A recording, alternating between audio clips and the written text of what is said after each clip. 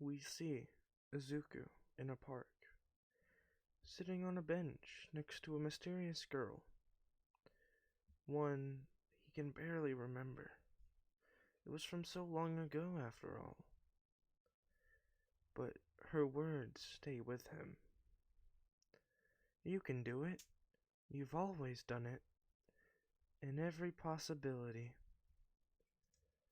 Then his eyes open again, as he sees the flood of villains racing towards him at high velocity.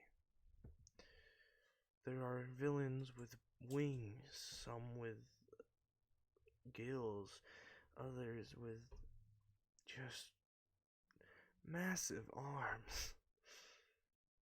But this is the USJ, and it's being attacked. Alright, there's a little preview. Hello everybody, it's me, Hex, and today I bring you part 3 of What If Deku Had a Sound Quirk. Let's just hop right into it. Izuku, thinking fast, shouts, "Stop!"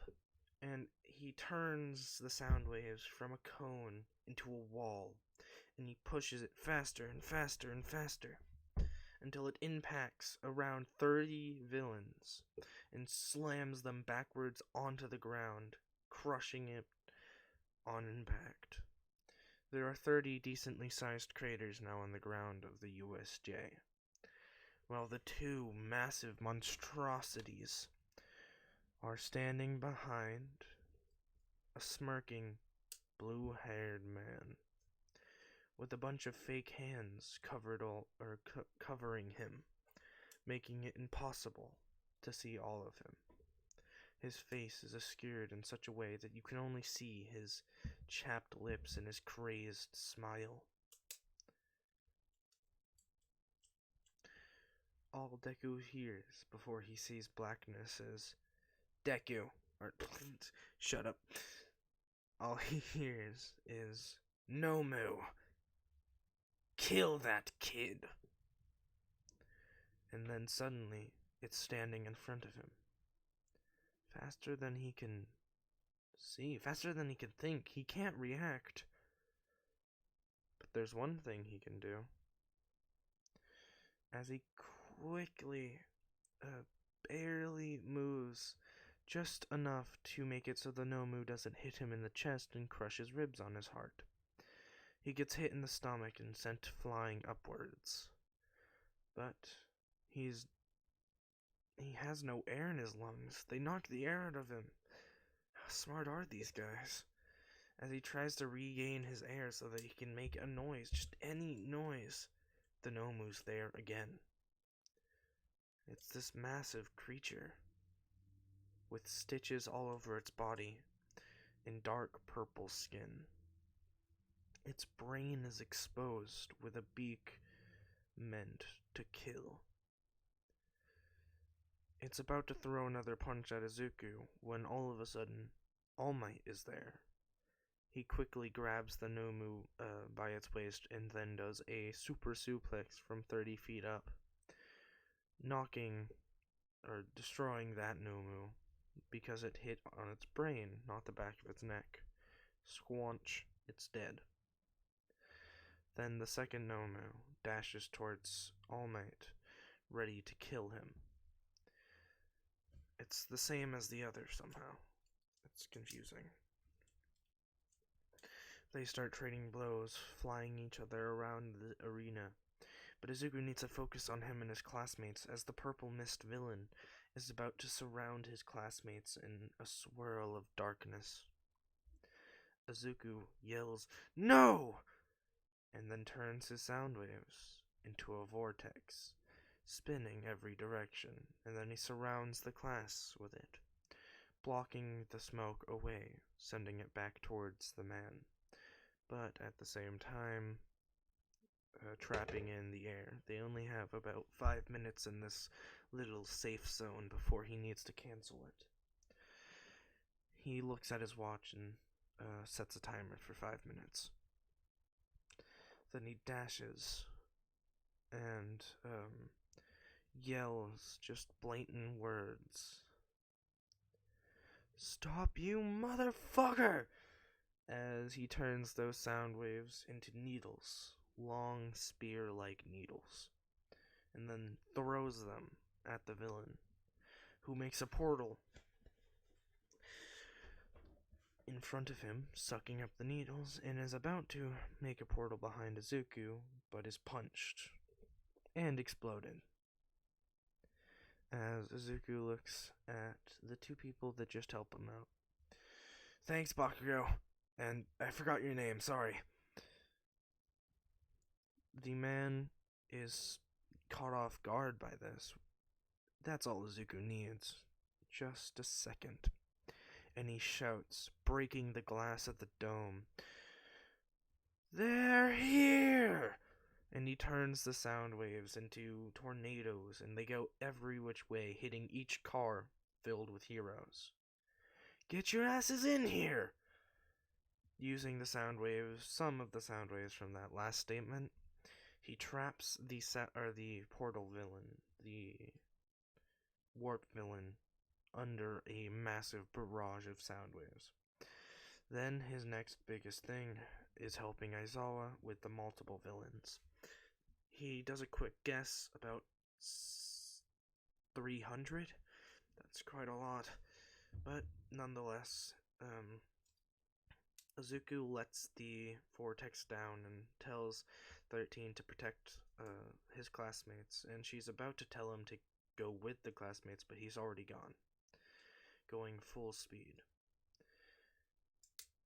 He decides that it's time for him to do this. He's been afraid of it for a while, but it's time. As we see green and red lines appear on his flesh as he uses full Kali. Yes, he learned this earlier in the show. For the pure reason, he has more training. He's smarter. He thinks with a clearer head now that he doesn't have the fucking depression from not having a quirk. He can think to the fullest. And although he did idolize All Might, he never thought of All Might as a god. So he already knows that All for One or One for All, is part of him. So he'll use it as such. And he dashes forward, breaking the sound barrier, and he turns the sound waves from breaking the sound barrier into a weapon, wrapping his arms in them. Spikes of just pure whiteness. It's not even light. Everyone can see it, but it's odd. It's like their eyes aren't supposed to see this. It goes from air to just a blank void of white. It's odd. It's also shimmering. Then he punches through one villain, sending him flying back. He spins and unleashes a whip of sound waves out of his left hand, with a collateral of 17 people. He looks towards Aizawa and says, "You doing all right, Teach? You look a little bit, flustered." As we quickly go over to Aizawa, he's a bit bruised and bloody, but otherwise he's decently okay. He smirks, and then he quickly jumps past Izuku, kicking directly to the right of Zuku's head. When Izuku turns back, he sees a shark villain just fell to the ground. They think they're the best. And then this happens. All Might is thrown from the top of the dome. He hits the center of the arena. As the heroes start funneling in the entrance and around, the Nomu has his hand sticking through All Might's stomach. Oh no, this is that wound he talked about. No. And in his head, he sees all the memories of All Might. The way that All Might was his idol, the person that made him go to become a hero. The person that made it so he never gave up.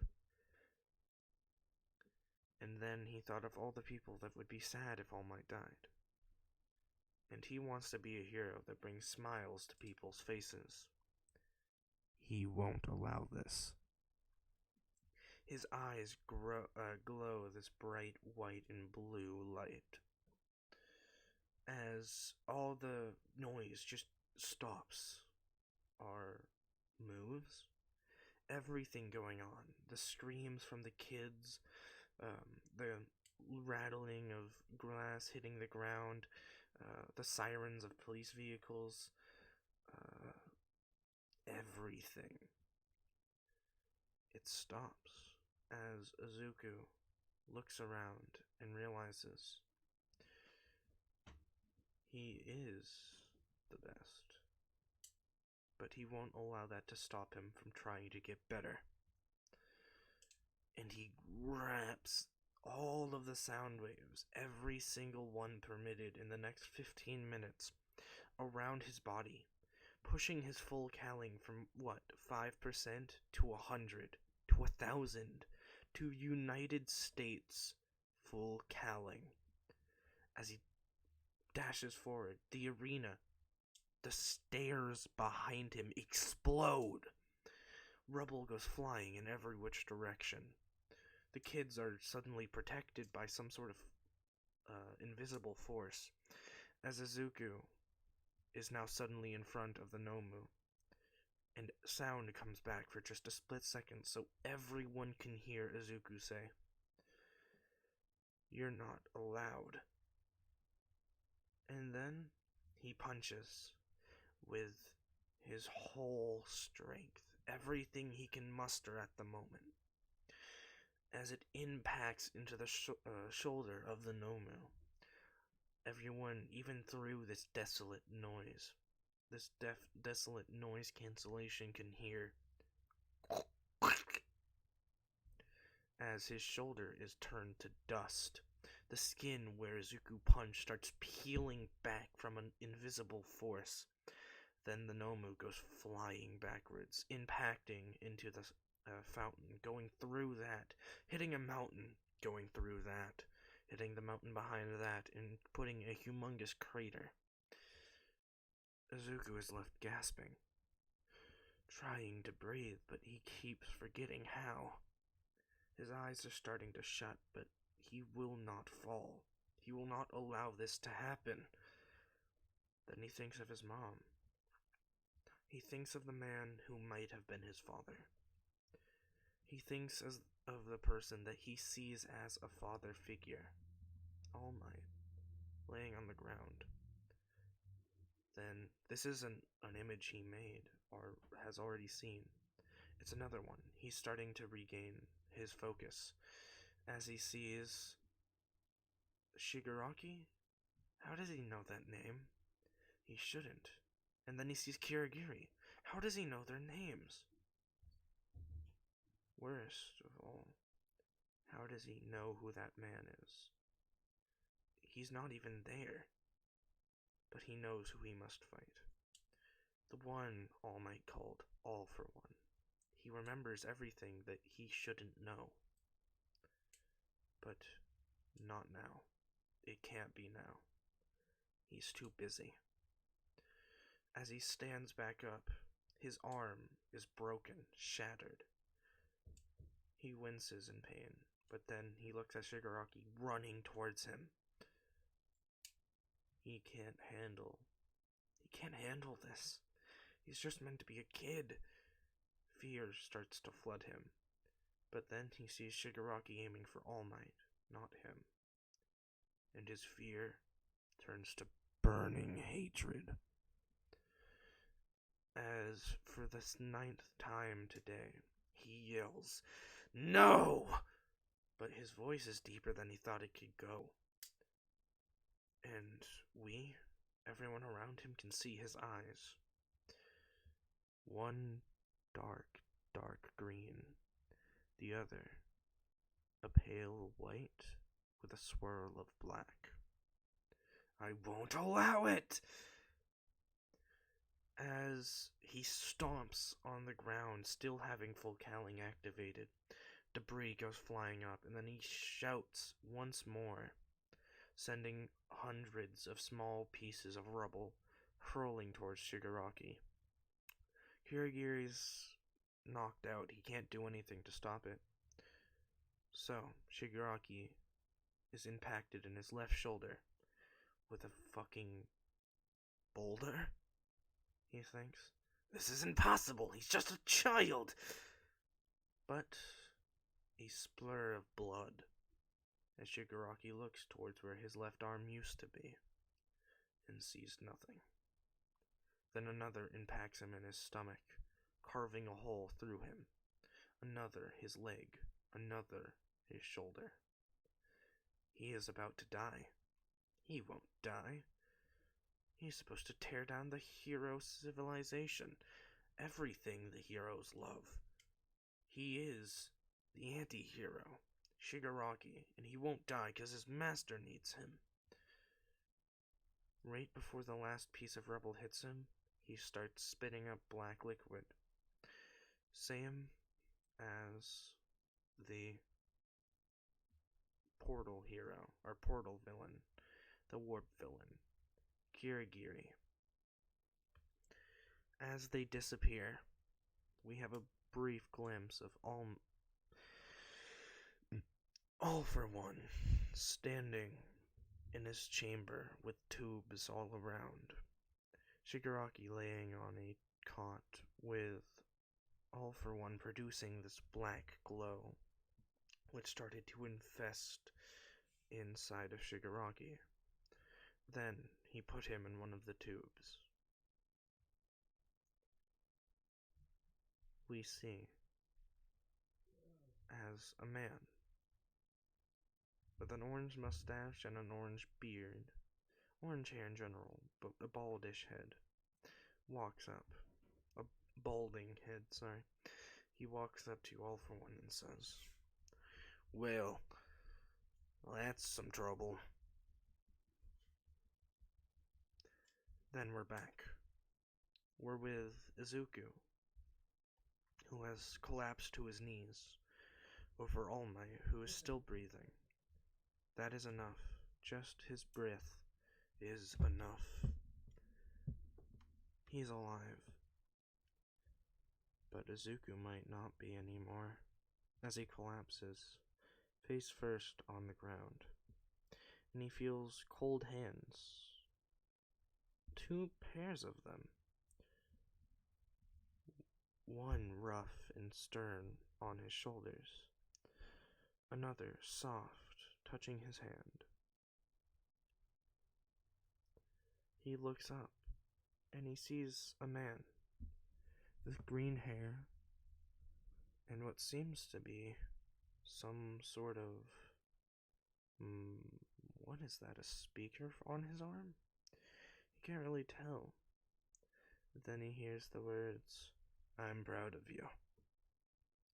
Know this. And then everything fades to black. And he thinks, I'm dead. That must be what it is. I am dead. I couldn't possibly open my eyes. But then he tries, and he's like, oh, yeah, I can. But someone glued sandpaper on the inside of my eyes. Definitely sandpaper, glue, and probably glass. As he opens his eyes to see, sitting in a chair to the right of him, collapsed on top of him from exhaustion, is Jiro, and to the left, holding his hand, is his mother, Ingo. And he realizes he's alive. How is he alive? He thought he expended his life force, but he won't complain. He puts his right hand on the back of Jiro's head and looks towards Ingo. Hey, hey, Mom. His throat hurts extremely bad. Probably from all the yelling he did. He overused his quirk again. God damn it, he thinks. Ingo starts to cry as she hugs him. Jiro wakes up from all the movement, sees that he's awake, and does the same. They take him home, And he's laying in his bed when Jiro sneaks in and lays with him as well. We're doing a small time skip, just a few days. We're going to see that Jiro and Izuku are walking hand in hand to school. Something happened that we missed, but we might see it later.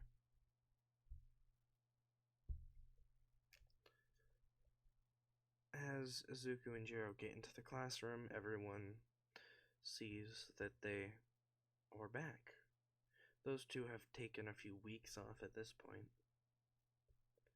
And everyone starts to cheer as they call Izuku the Mighty One. And even Bakugo compliments him. Then Aizawa walks in, fully healed since the Nomu never had a chance to attack him. Alright, everyone, quiet down. Izuku, nice to see you're alive. Now sit down. Everyone does as he says. Alright. Okay, guys.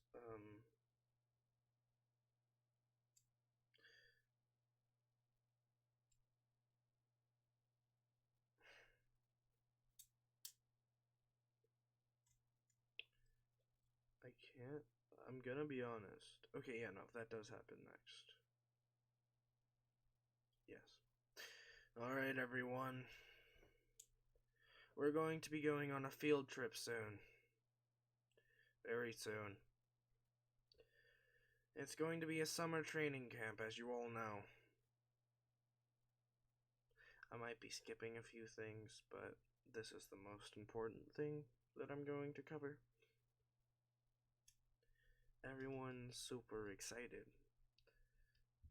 thinking that they're going to a summer training camp. That probably means days on the beach, swimming, having fun.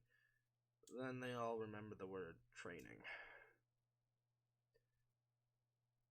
Oh wait, no, there's a test first. I can't remember. It's finals test, right? And then the summer training camp? Yes. Okay, sorry. It's been a while since I've watched season 1 and 2. Okay, everyone, as you know, I'm gonna redo that whole situation. I'm sorry. Okay, everyone, as you know, finals are coming up. Be prepared. And then, in his fashion, he just starts teaching. Guys, do remind me if the finals happened before the training camp or after. I'm pretty sure it's after. Yeah, it is, because then they go after Baku. Okay, yeah. In my notes, I had to read a bit of ahead to make sure I was right. Everyone's like, oh no, Sports Festival. Sports Festival is first. I'm so sorry I almost forgot that. I felt the anger from some of you, and it just kind of clicked in my brain. Yeah, I felt the future, don't worry. The Sports Festival's coming up. Someone in the class speaks up and says, wait, shouldn't we not do the Sports Festival? After all, the USJ was just attacked. Aizawa says, well, since we did technically win over the villains, we captured almost all of them. Only 2 escaped.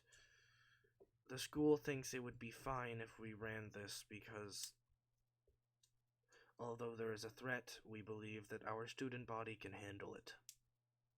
Everyone cheers because he just kind of complimented them. That almost was bad. Like, really bad. Okay.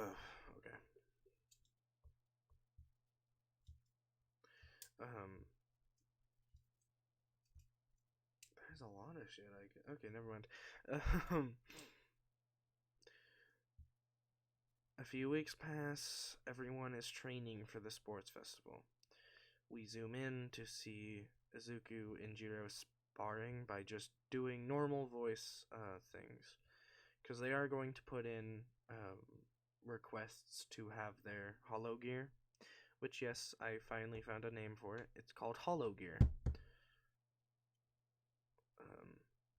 Hollow gear, why? I don't know. It's fun. Hologram, hollow gear, whatever.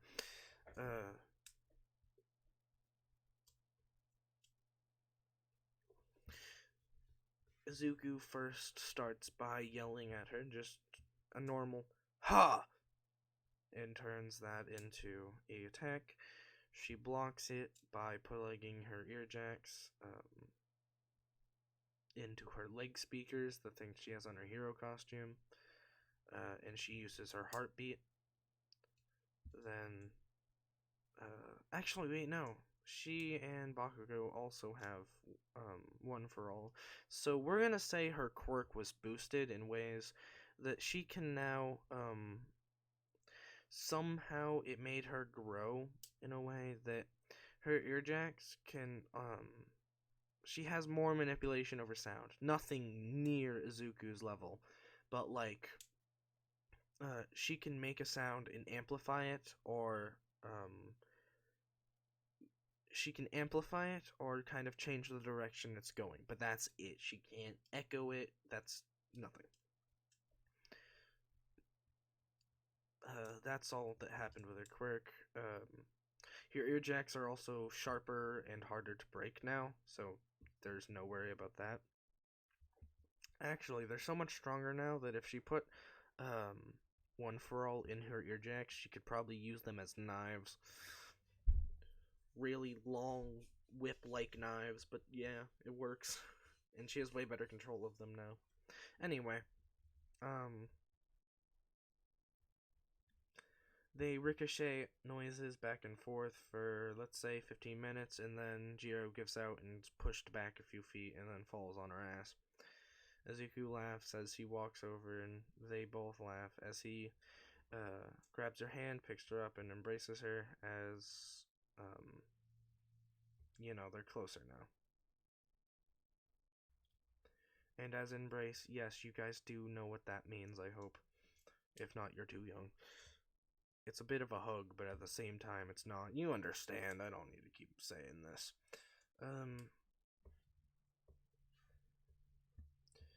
Then we go over to see Bakugo training with All Might, since Bakugo at the moment has the most.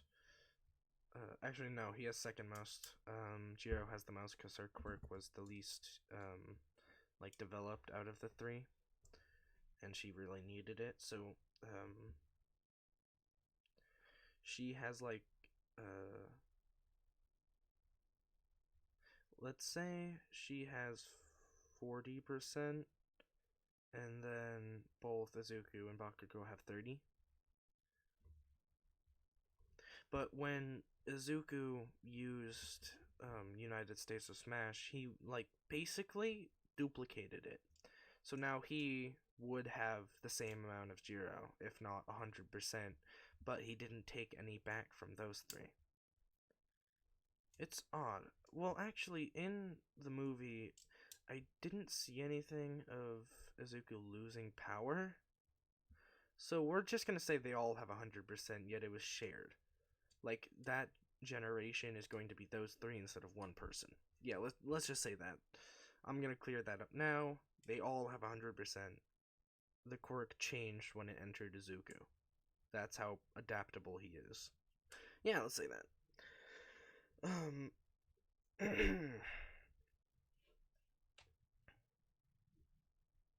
Bakugo flies into the air, flies behind. He does one explosion, launching him about 15 feet up. Then he does another explosion, launching him behind All Might by a few feet. Then he does one last explosion, angling up and behind him diagonally. So he launches directly into All Might's back, kicking it and knocking All Might on one knee.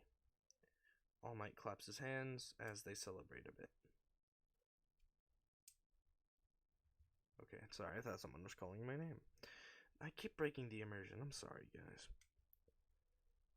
The day finally comes where everyone meets at school, and by the way, Izuku and Ochako aren't as friendly in this one since he barely ever talks to her, and they're different breeds at this point. But they're not exactly unfriendly. They'll talk to each other in the hallway and stuff, but since Izuku is now taken, she kind of holds herself back so that her feelings will disappear. That sort of thing. It's sad, but it has to. Oh, alright, so finals. No, sports festival. Oh my god. Everyone meets in class, and Aizawa explains that they're going to be going on a bus to the arena. They all go, and we have little interactions in the boys' locker room. Izuku's standing up at his locker, putting on the top of his uniform, when Bakugo and Todoroki at the same time walk up and say, Todoroki says, "You're not going to beat me, Izuku," which he actually says his first name, just out of respect. Then Bakugo says, "Hey, that's my line!" They all three end up laughing, because I haven't done very in-depth on actual classmate time, but they have had a lot of bonding time. So at this point, Todoroki's already at the same level he is in season 4 of the actual canon, in at least character improvement, whatever you call it. My brain is blanking on that for some reason. Character evolution, maybe? Anyway. Izuku says, "Sorry, you two, but I'll beat both of you. No problem." And he smiles and grins a bit, and then they hear Aizawa said from out the door, "Hurry it up! It's almost time." They all go. As they start walking onto the field, there are whispers from different classes about 1A thinking they're better than them because Bakugo's kind of cocky, all that shit.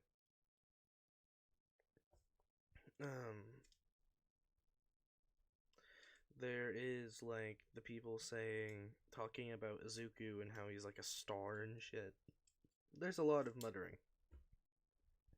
But once they join the entire student body out in the square at the center of the arena, Midnight walks out, swirling her whip. I'm gonna be blank, it's a whip, and her skanky costume. She steps up on the podium and says, "Hello, everybody." I'm not doing her. I don't actually think she has an accent. Does she? Sorta. Not like a specific accent, but a tone of voice that I can't manage. Today, as you all know, today will be the sports festival. That will be a bunch of different mini game contests between the classes and students in them. Everyone cheers as then she says, "Alright, before we begin, we'll have a speech from our honors student, the top of 1A. Izuku Midoriya, please step up." Izuku, being a little nervous, doesn't move at first, but then Jiro and a bunch of people from the class push him. Mina says, "Dang, you got the spotlight." And he goes up, and instead of Bakugo this time, no one hates them, as he says, "Hello everyone.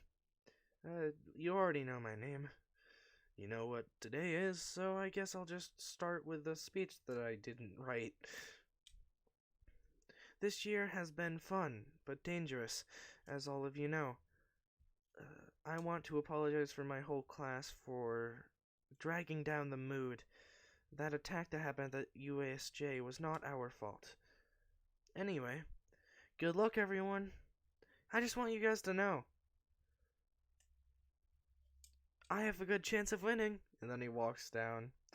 People are like, or they're like mock angry because they all are just like wowed by his charisma. Anyway,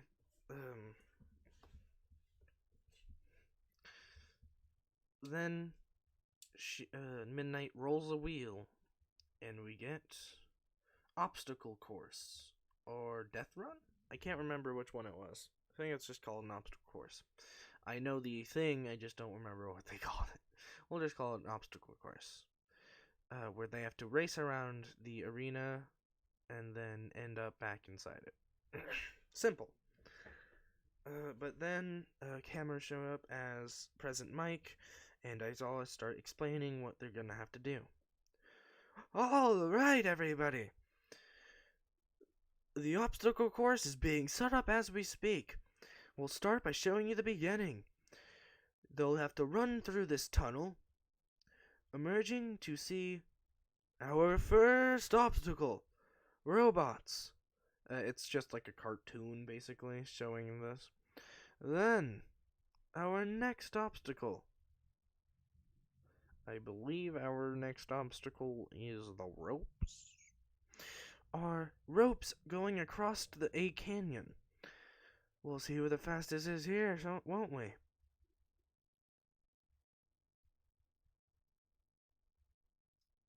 Yes.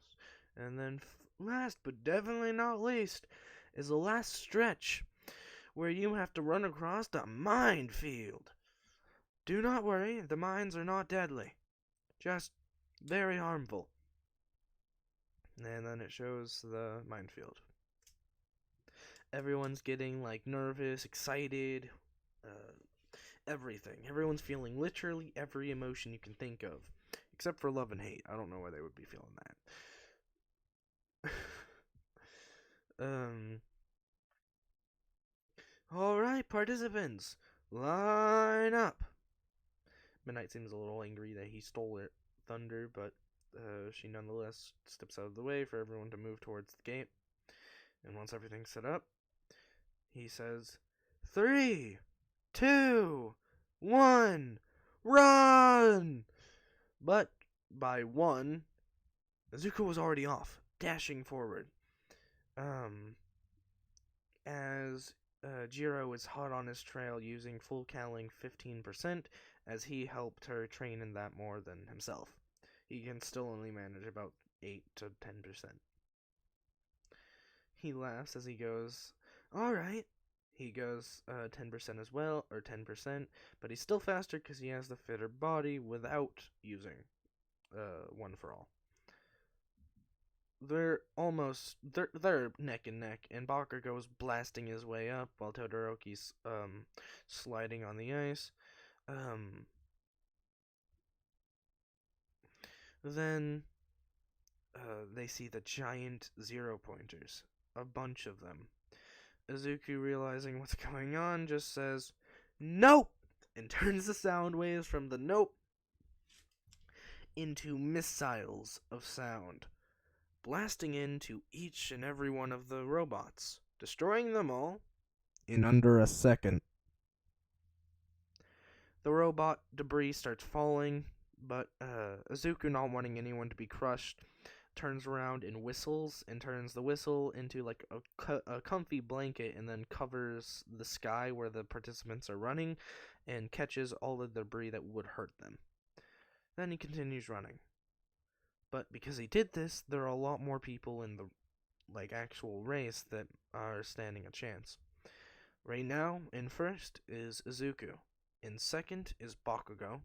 Third, Jiro. And fourth, Todoroki. They run, and then for the ropes, Bakugo thinks he has Izuku beat.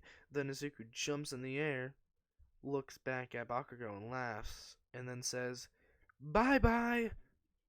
and turns the sound waves into a jet propulsion, compacting them, and then releasing them in bursts, sending himself flying, and he also uses one of those to knock Bakugo out of the sky. Bakugo goes and falls on the ground. Now in first is Izuku Midoriya. In second is Jiro.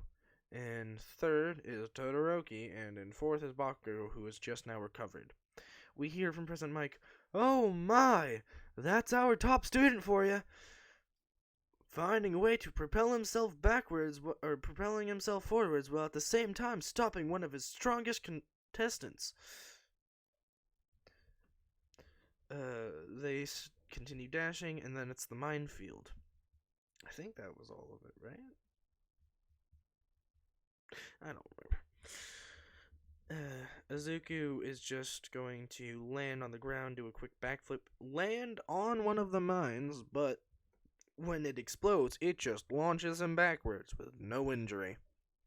He lands over the finish line and walks back into the stadium, hearing so many cheers.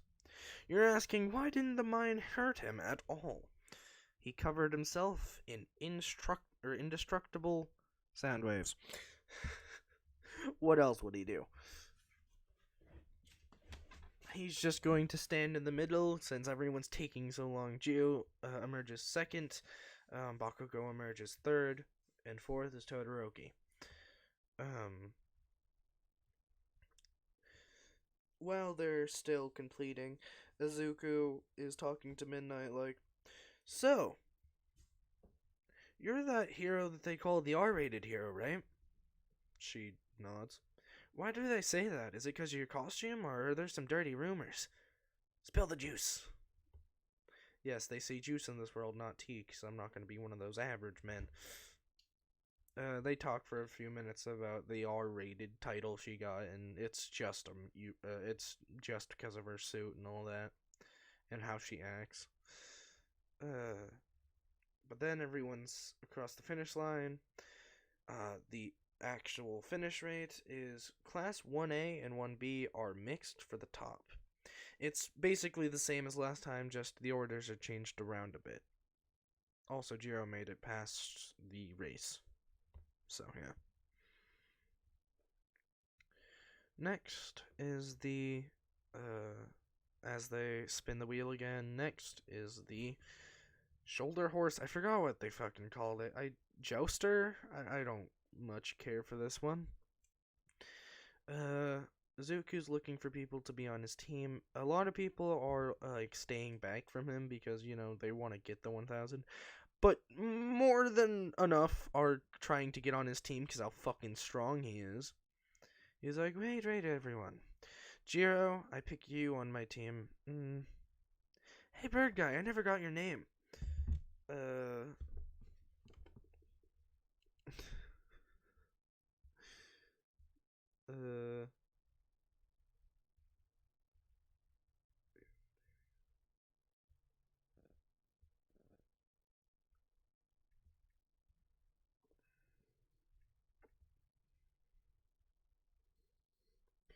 He, says, Tokiyami. Do you want to be on my team? Tokiyami nods. Okay. Last. Who's someone that looks good and will give our team some clout? He looks towards a girl with goggles on her head and pink hair. Hey, you, science lady.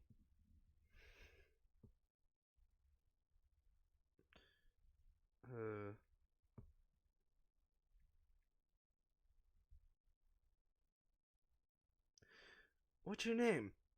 She looks back towards him and says, Mei Hatsume. Alright, I pick you as well. And a lot of people are pissed off because, he's just picking people and they're accepting. Oh, last. He looks towards, Ochako and says, don't you have a gravity quirk? She nods. Alright, do you want to be on my team? She nods, and that's the team. Jiro, Izuku, Mei, and Tokiyami. Oh, and Rock, I think. I don't think I said that. Whatever. The round starts off by Izuku just saying, 1, 2, 3, let's go! And you guys know what I'm gonna do. As holograms appear around him.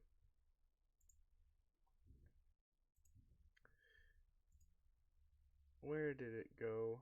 Oh, no. Holograms of,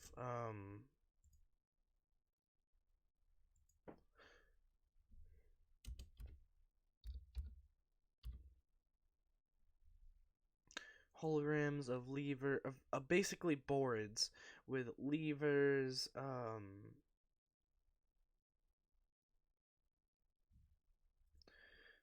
different levers and other things. It's basically, yeah, it's the, things from before. As he basically has his dubstep equipment just here. He starts playing. Oh, I think that's not allowed, actually. I'm not sure. That was like 3 seconds. They won't notice, right? I'm gonna go from the same guy, because he's always good.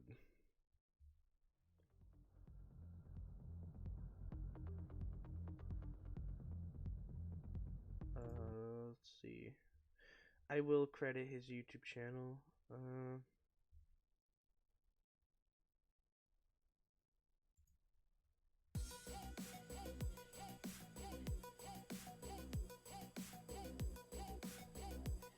I think this is copyright free. Yep, okay.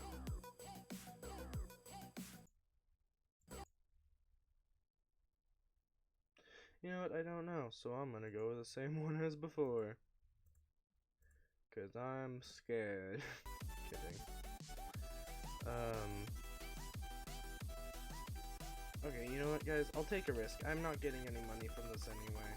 And I don't want you guys to have to listen to the same stuff over and over again. How's this? This is good. Never mind. Sorry. It's a good song, don't get me wrong. It's just not for the occasion.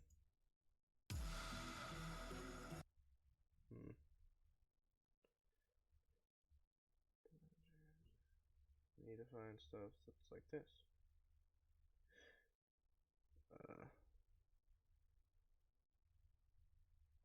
Yeah, I'm taking a long time. I'm sorry, guys.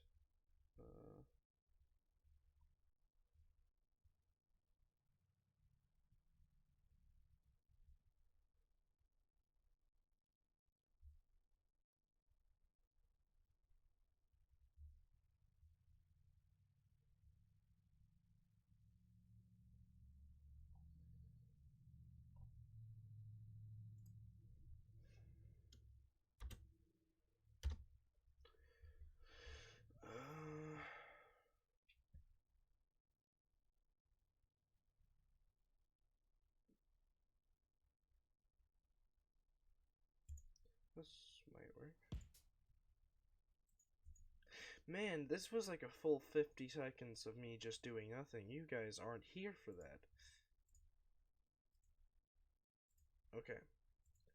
You will have music very soon. I'm sorry.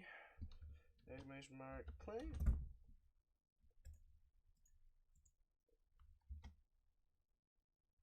Okay.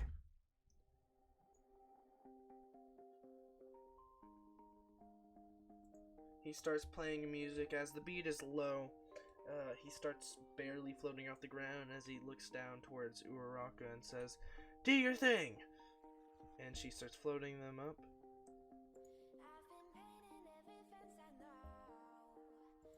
Wait.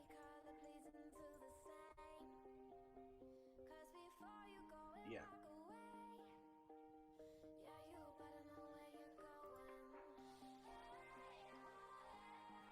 He then hands the mic down to Jiro, that's what I'm gonna say.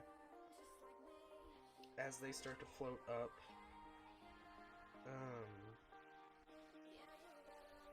The beat drops, and they start flying away, or like flying around the arena. Instead of them carrying Izuku, everyone's just holding on to a limb or two of his. And then he flies around as he is mixing music. He flies down and makes music bullets as he sends them down, impacting a bunch of people as he's just running around grabbing headbands. Headband here, headband there. No one can get him. He's going so fast.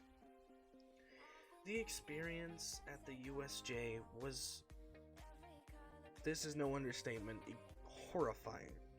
Or overstatement. It was the worst thing he'll ever have to face, or has faced, sorry.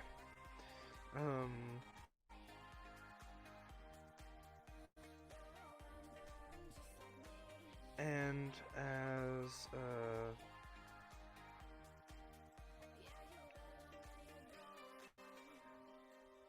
he decides to change up the music a bit, and, stops for a second to, think of a good song, as it only takes him a little bit to think of a decent song. Then, he plays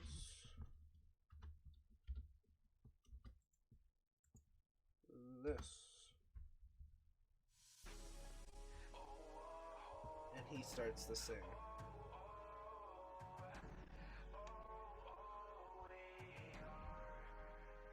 Or not sing, but use his voice. And they fly around, and they're going a little slower now that the beat isn't as fast, but they're still above anyone that can get them.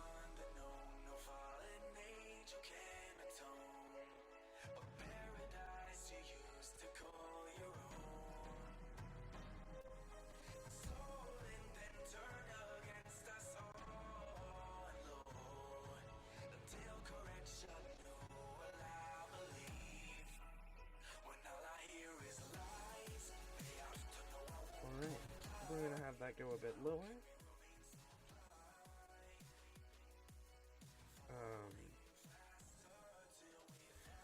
So as he's flying around the sky at full speed, and he's just singing, he is making, he's using his hollow device to make, like, fireworks in the air. Basically, he's making it look like a nighttime by casting his hollow device above him, and then he's playing the perfect image of a show as he's singing perfectly, harmonizing with notes. Then he stops singing and just starts playing this. He shoots bullets on bullets, repetitively beating people down, bringing them up, beating people down. The crowd is amazed. He's so young, yet he might even rival All Might. Of course he doesn't. That's what they think, though. They swoop around in the sky flying like a bird. And then May, like, speaks up and says, "Wow, you're incredible!"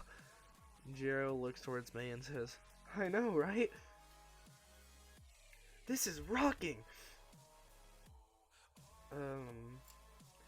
And President Mike shouts over the intercoms, "And that'll be it, folks! Next minigame!"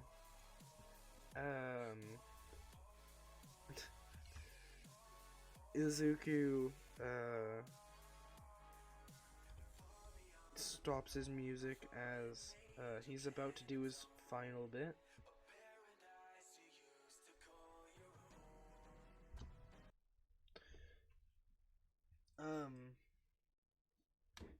He lands with the girls and Tokiyami, and they all realize that they were useless. They were carried. Yes, they were literally carried. But, no, everyone but Jiro, because Jiro did use some of her voice to make sound waves and stuff, and helped him do some bopping music.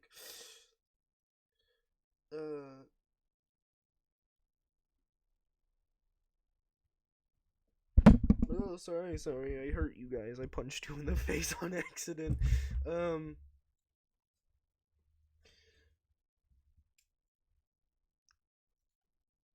They show the leaderboards with Izuku's team at 100,000. Alright, no, did they give him a million? We're gonna say he has a million. 1,300,000. 20. No, 1,300,020. And then 600. Yeah. He has quite the lot.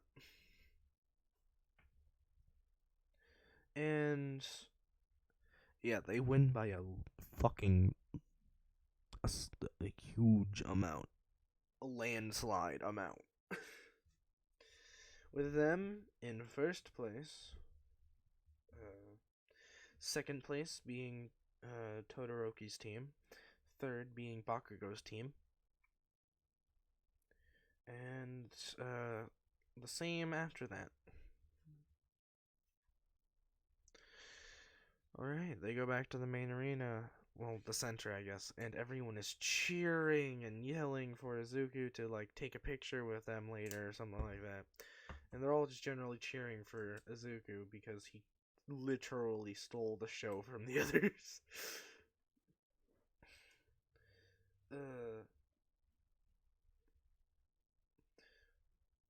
Then Midnight congratulates him, and the reason there hasn't been much commentary from President Mike is because they've been speechless this whole time. They can't find words to, announce what's going on, and it's really fast. So the fights are announced that it's going to be a good old-fashioned one-on-one fight sort of thing. First round is Izuku against some purple-haired kid. I'm gonna forget his name, so let's just call him Mind Boy. Izuku steps up when time is called, so doesn't Mind Boy. And Mind Boy starts trying to make fun of his classmates, and Izuku is just like, stop! And Mind Boy is, like, since he didn't respond to a question or didn't answer a question, he can't take over his mind. But that's not the worst of his fears or worries, as he is now 50 feet above the ground and falling fast outside of the circle. If he touches the ground, he loses. Suddenly, Izuku's there, holding the back of the kid, like the back of his shirt, letting him look down, says, "You don't ever, in your right mind, mock any of my teammates. Do you understand, runt?" As, like, he's generally nice and all that, but like I said, he's gonna have some different mood things after the USJ attack. You don't understand half of what we've gone through. So please, shut up and fall. And he lets go of him, as he falls only 20 feet this time, landing and probably breaking a leg or something. Mind Boy is now terrified of Izuku.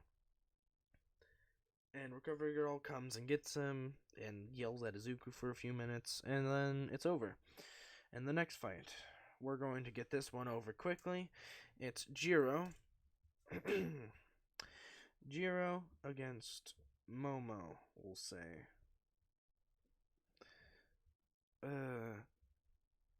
Momo knows, or at least thinks she knows Jiro's abilities, so she starts creating earmuffs and or like ear protectors, and like an entire ass wall of soundproofing. Then when it starts, Jiro just jumps forward, uses full cowling 15% to break a hole in that shit, and with doing so, the air force pushes Momo straight out of the ring and on her ass. That fight's over. The rest of the fights are about normal, except for Tokiyami is matched up with Mei, and the Iron Boy from the other 1B class didn't get it this time. So Tokiyami is matched with Mei. Ida is matched up with Spiky hair boy. I can't remember his name. I'm sorry, guys. K something. I swear. I'm so bad at this.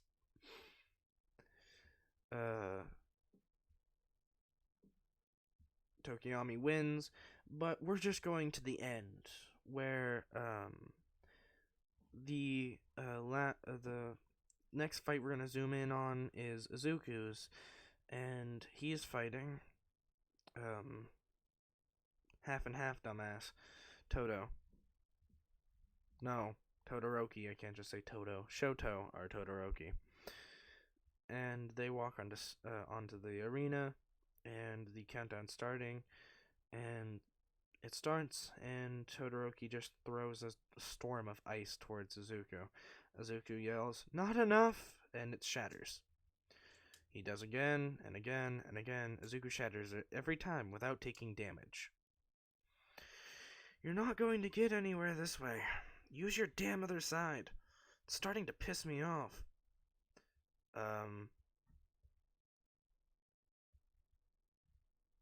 He doesn't, and he says, "I will never!" And then he throws one last storm of ice at Izuku. Izuku shouts, and then it's just suddenly in front of him.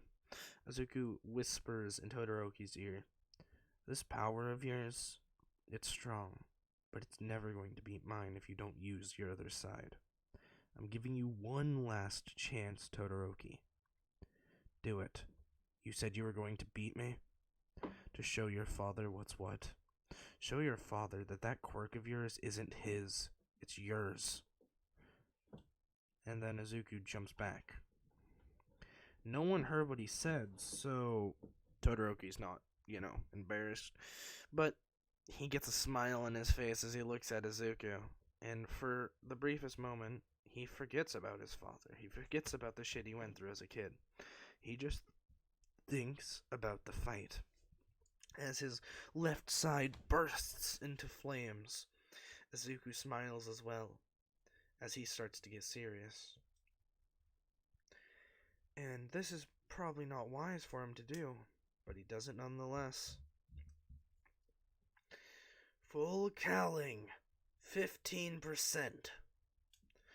Because he can only handle 10, but he's doing 15. But at the same time, his quirk will help him hold his bones in casts of sound, so. Then Todoroki sends a humongous burst of fire. Izuku blocks it with his sound, and then Todoroki sends another burst of ice. And Izuku knows what he's doing. He instantly shuts that down by going, "Nope!" And using his sound, he cups all of the hot air and then quickly throws it out of the atmosphere. Out of the atmosphere. So when Todoroki throws his next ice storm, the super cold or hot air wouldn't explode. Nice try, Todoroki. That almost got me. But I'm going to win this. It's for a friend of mine, someone I look up to. It's for another person that I can't let down. Sorry. Then he blurs forward as he's just in front of Todoroki. He pushes Todoroki's chest as Todoroki takes a step back and falls out of the ring. Izuku wipes sweat from his brow, as that was generally hard. Then, the next fight is Bakugo against Jiro. They've both won up their fights, and this is about to be the last match. This is just the last match before the last match. You know what I mean. And Bakugo starts it off by just hurling an explosion towards Jiro because he honestly doesn't care about her. He thinks she's strong enough to handle it. She's blasted back as she quickly does a backflip and lands on the ground holding her right shoulder. She quickly plugs her ear jacks into the hollow gear and shouts, dialing a few things and copying a bit of Izuku's technique, but instead of doing dubstep, it's just her heartbeat. These sound waves are rushing towards Bakugo, but he's fought Izuku before. He just does one explosion downwards, launching himself up. Then he launches behind Jiro, lands, and explodes the back of her head, which shoots her head forward and hits down on the ground, cracking her skull open and giving her a concussion. Everyone is just like yelling at him, shouting. But he looks up and says, "You expect me not, you expect me to underestimate her 'cause she's a woman? She could have beaten me easily. She just overestimated me. She was too cautious." But Izuku didn't hear this, as his eyes are red with rage. Although he's had a pretty good friendship with Bakugo for a while now. Just something that Bakugo did just then kind of broke him. He was about to stand up and go fuck him up right now, but he stopped himself and thought, that's not legal right now. It will be when we're in the ring. And so he waited. He went to Recovery's girl's office to make sure that Jiro's okay, and she was just knocked out with a concussion and should be fine soon. He also doesn't hear that. Recovery girl's words are going to deaf ears as he sits down next to Jiro and holds her hand. He said something that Recovery girl can't hear, but Jiro barely can. I won't let him get away with that.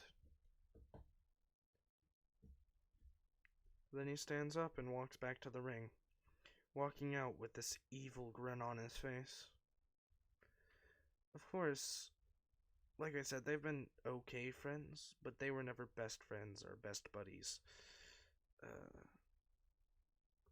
So just at the tip of a hat, with the way what Izuku's been going through recently, it's enough to make him hate someone.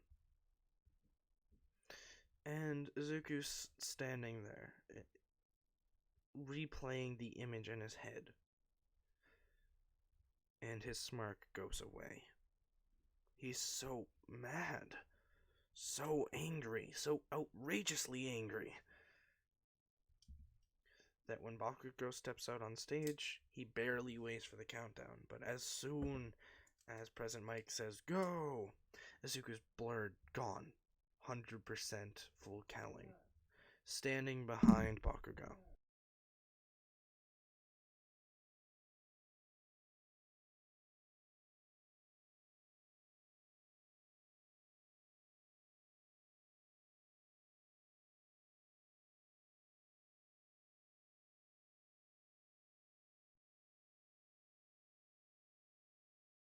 Sorry about that, I'm back.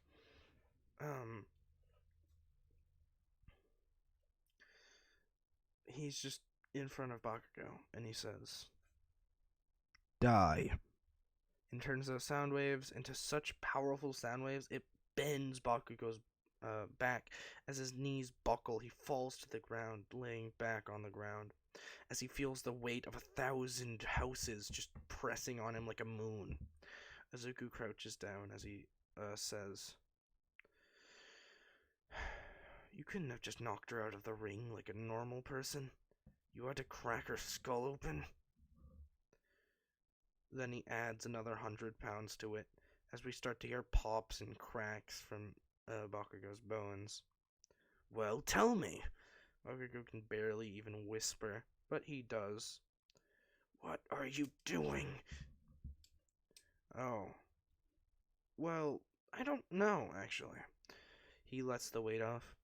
"I was just going to talk to you, but I want you to have a chance. I want to show you. You'll never be the strongest." As Bakugo stands up, he unleashes a few explosions towards Izuku. They bounce off of him. He's not even using his sound. As his eyes go black, something's changed. This isn't Izuku. This can't be, Bakugo thinks, as he's holding his left arm, which is broken. He unleashes a humongous explosion from his right, which breaks his arm in the process. When the smoke clears, Izuku's just standing there with an evil grin and black eyes. From Izuku's perspective, we just see him in a black room, sitting in a chair. To his left is his girlfriend, Jiro, laying in a hospital bed, broken and almost dead.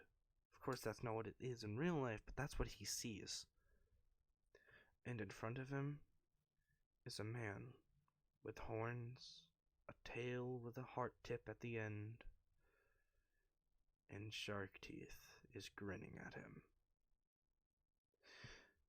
And that, my friends, is where we're leaving off this episode. I hope you enjoyed. Like and subscribe if you did. And I'll see you next time.